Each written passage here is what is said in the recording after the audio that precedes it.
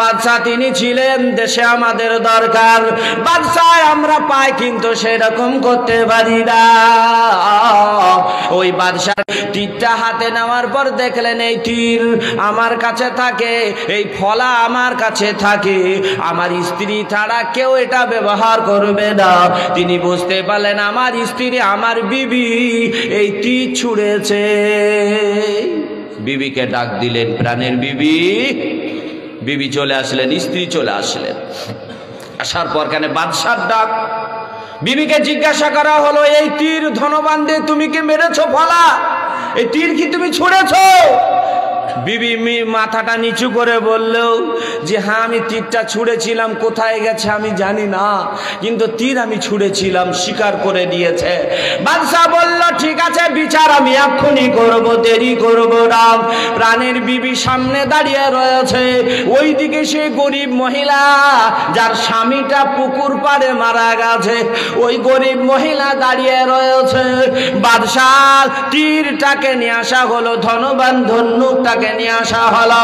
নিয়ে আসার পর গরিব মহিলার হাতে তুলে দিয়ে বলে দিয়েছেন বাদশাহ, ও গরিব মহিলা, আমি হক বিচার করব, কেননা আমি কিয়ামতের দিন তোমার বিচারের জন্য কাঠগড়ায় খাড়া হব না।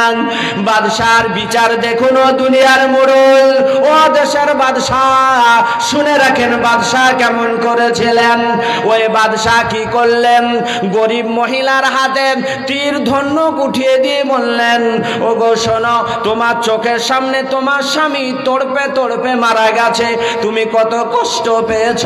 নিজের স্বামী চোখের সামনে মারা গেলে বলেন কত কষ্ট পাওয়া যায়।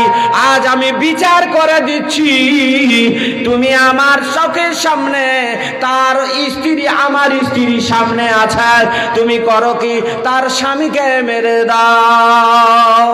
তাহলে বিচারটা কেমন হলো? বলে তোমার চোখের সামনে তোমার স্বামী যেমন মারা গেছে, তুমিও তার স্বামীকে ওইভাবে মেরে দাও।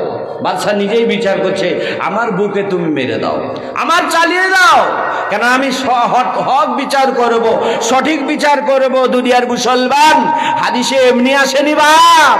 ওই সময় গরিব মহিলা তত্তর করে কাঁপতে শুরু করলো। প্রাণের বিবি চিৎকার করে বলল, স্বামী গো, একটু কি মহাব্বত নাই? এতদিন ঘর সংসার করলাম, সব সময় ঘরের মধ্যে থাকলাম, একটুখানি ভুল হয়ে গেছে, এর জন্য কিছু পয়সা দিলেই তো হয়ে যেত, একটু কি ভালোবাসা অন্তরে নাই? প্রাণের বিবির দিকে তাকিয়ে বাদশার চোখ দিয়ে পানি ঝরে যায়। বলতে বলতে বাদশা বলে দিলেন, ওরে প্রাণের বিবি, আমি নবীর ভালোবাসায় এক পাল্লায় চাপালাম, তোমার ভালোবাসায় এক পাল্লায় চাপালাম, আমার নবীর ভালোবাসা ভারী হয়ে গেছে, নবীর দাঁড়ের পাল্লাটা ভারী হয়ে গেছে, এই জন্য আমি এই বিচার করে দিলাম। বাদশাও কাঁদেন, আর এদিকে প্রাণের বিবিও কাঁদে, চোখ দিয়ে পানি ঝরে যায়।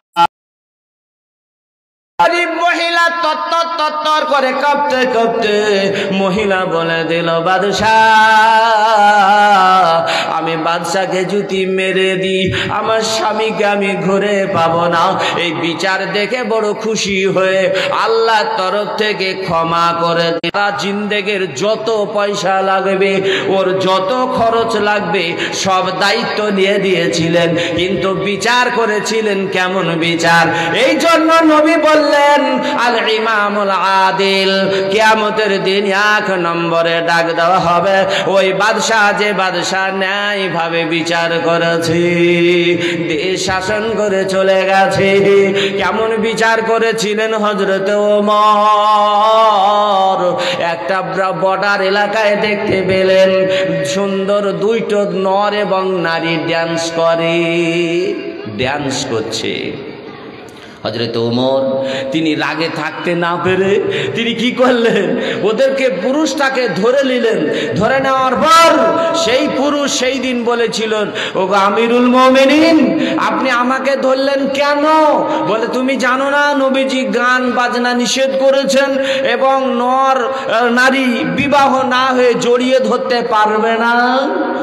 আল্লাহ, এখন আর প্রেমিক প্রেমিকাদের কি কথা বলবো? ওটা থাক, ওটা বলা যাবে না।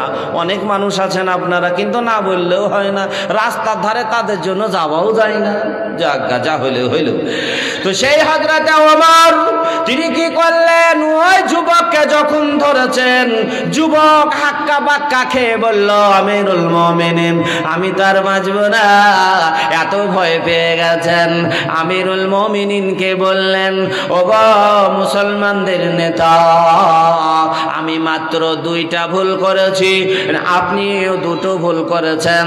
আমিও হয়তো 2-এর অধিক ভুল করেছি, কিন্তু আপনি 2টো ভুল করেছেন। এই 2টো ভুল শুধরে নেবেন, তারপরে আপনি আমার বিচার করবেন। শিখিয়ে দিয়েছেন, কথায় কথা বেড়ে যায়। হযরত ওমর সেই যুবককে ছেড়ে দিলেন। ছেড়ে দেওয়ার পর তিনি দাঁড়িয়ে যে বললেন, বলো আমি কি এমন ভুল করেছি বলো। ওই যুবক বলে দিল, ওগো মুসলমানদের নেতা, খলিফাতুল মুসলিমিন ওমর রাদিয়াল্লাহু তাআলা আনহু, আপনি 2টা ভুল করেছেন। এখন বাড়িতে প্রবেশ করলে পরে সালাম দিতে হবে, আপনি সালাম দেননি, ভাতে বাড়িতে প্রবেশ করেছেন। 2 নাম্বার সদর গেট দিয়ে আপনি ঢুকবেন, কিন্তু আপনি গেট বাদ দিয়ে 5 টপকে ঢুকেছেন। আপনি 2টা বড় ভুল করেছেন। আমার নবী মুমিনিন, আমি জান বাঁচানোর জন্য আপনাকে বলেছি, আপনি চলে যান না। আমি জানি এটা অন্যায় করেছি, তবে আপনার হাতে কলেমা পড়ে মুসলমান হয়ে এই গান বাজনা ছেড়ে দিয়ে যে রমণীকে আমি জড়িয়ে ধরেছি, ওই রমণীকে আমি চিনি না। কেবলমাত্র মানুষকে আনন্দ দেওয়ার জন্য আমি তার সঙ্গে এইরকম করছিলাম। ও আমিরুল মুমিনিন, আপনি করেন কে? ওই রমণীর সঙ্গে আমার বিয়ের ব্যবস্থা করে দিন। ইনারাই ছিলেন দেশের বাদশা, ইনারাই ছিলেন দেশের নেতা। ইনাদের কোনো রিভলভার পিছনে ছিল না। কালো কালো জামা পরে বড় বড় মেশিন গেলে বডিগার্ড ছিল না। ছিল কে ছিল বলেন? এখন দেশের গ্রামের মধ্যে যদি মেম্বার হওয়া যায়, রাত্রে বেলায় বেরাতে বড় ভয় পায়। আমিরুল মুমিনিন রাত্রে বেলায় গোটা এলাকা ঘুরে বেড়াতেন, কার খাবার হয়েছে কার হয়নি, কে বিপদে পড়ে কে আপদে পড়েছে, এইরকম করে চলেছেন। ওই রকম নেতাকে আল্লাহ কিয়ামতের মাঠে সম্মানিত করবেন।